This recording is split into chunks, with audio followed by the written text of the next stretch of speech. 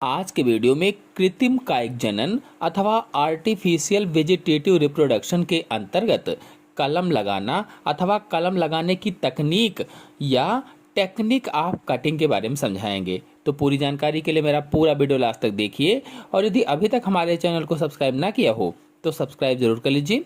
चलिए शुरू करते हैं। तो कक्षस्थ कलिकाओं युक्त तने के टुकड़े कलम कहलाते हैं। क्या कहा गया है? कक्षस्थ कलिकाओं युक्त तने के जो टुकड़े होते हैं उन्हें कलम कहा जाता है अथवा कलिका युक्त टुकड़ों को कलम कहते हैं। कक्षस्थ कलिका देखिए, ये जो देख रहे हैं इसे कक्षस्थ कलिका या एक्सिलरी बड कहा जाता है। तो जब भी टुकड़े हों तो उसमें कक्षस्थ कलिका जरूर हो, इसलिए कहा गया है कक्षस्थ कलिकाओं युक्त तने के टुकड़े क्या कहलाते हैं? कलम कहलाते हैं।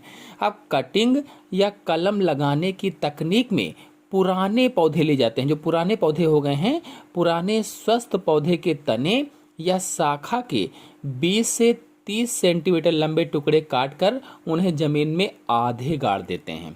पुराना कोई शाखा लिया, इस तरह से शाखा को पुरानी काट लिया, पूरी शाखा को काट लिया और पूरी शाखा काटने के बाद में जैसा कि आपको चित्र में दिख रहा है, जब पूरी शाखा कट जाएगी तो उस शाखा के 20 से 30 सेंटीमीटर लंबे टुकड़े काट लेंगे और फिर उन्हें जमीन में गाड़ देते हैं। मतलब जिस पौधे की कलम लगाना है उस पौधे की एक शाखा या तने को काट लेते हैं और फिर उस शाखा या तने के लगभग 20 से 30 सेंटीमीटर लंबे टुकड़े काट लेते हैं और टुकड़े काटते समय ये ध्यान रखते हैं कि हर एक टुकड़े में यानी प्रत्येक टुकड़े में कक्षस्थ कलिका या एक्सिलरी बड जरूर होनी चाहिए और टुकड़े काटने के बाद उन्हें मिट्टी में आधा गाड़ देते हैं और कुछ समय बाद पर्व संधियों से अपस्थानिक जड़ें निकल आती हैं। अर्थात कलम लगाने के कुछ दिनों बाद उस टुकड़े में जहाँ जहाँ पर्व संधियाँ थीं, वहाँ से जहाँ जहाँ गांठें थीं वहाँ से जड़ें निकल आती हैं और फिर जो कक्षस्थ कलिकाएं होती हैं, जो एक्सिलरी बड्स होती हैं, वह विकसित होती हैं, डेवलप होती हैं और वृद्धि करके नए पौधे को जन्म देती हैं। मतलब कक्षस्थ कलिका बढ़कर शाखा बन जाती है और इस तरह से नया पौधा बन जाता है। इस प्रकार से प्रत्येक टुकड़े से नए नए पौधे बन जाते हैं या नए नए पौधे तैयार हो जाते हैं। और जो कलम होती है, कलमों को जल की अधिक आवश्यकता होती है। जब कलम लगाया जाता है तो उसको जल की अधिक जरूरत होती है। चूँकि जल अधिक चाहिए इसलिए कलम ज़्यादातर बरसात के दिनों में लगाई जाती है। बरसात के मौसम में, वर्षा के मौसम में जो गुलाब है, गुड़हल है, इनकी कलम भूमि में कुछ तिरछा लगाई जाती हैं और कलम काटते समय एक चीज़ ध्यान रखेंगे, कलम को इस तरह से जितना कोण दिखाया गया है इस तरह से थोड़ा सा टेढ़ा करके काटेंगे। और गुलाब, गुड़हल, गन्ना, नींबू, अनार, अंगूर, कनेर, bougainvillea, croton, carnation, coleus, tapioca, money plant आदि के पौधे इसी विधि से उगाए जाते हैं, यानी कलम लगाकर उगाए जाते हैं।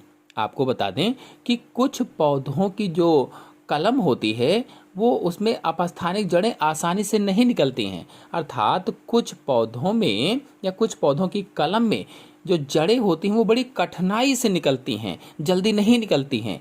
तो इन कलमों को IAA, IBA ऑक्सिन हार्मोन में डुबोकर लगाने से जल्दी निकल आती हैं। और ऑक्सिन हार्मोन जो IAA है इसे इंडोल एसिटिक अम्ल कहा जाता है, इंडोल एसिटिक अम्ल या एसिड। और जो IBA है इसे इंडोल ब्यूटारिक अम्ल कहा जाता है।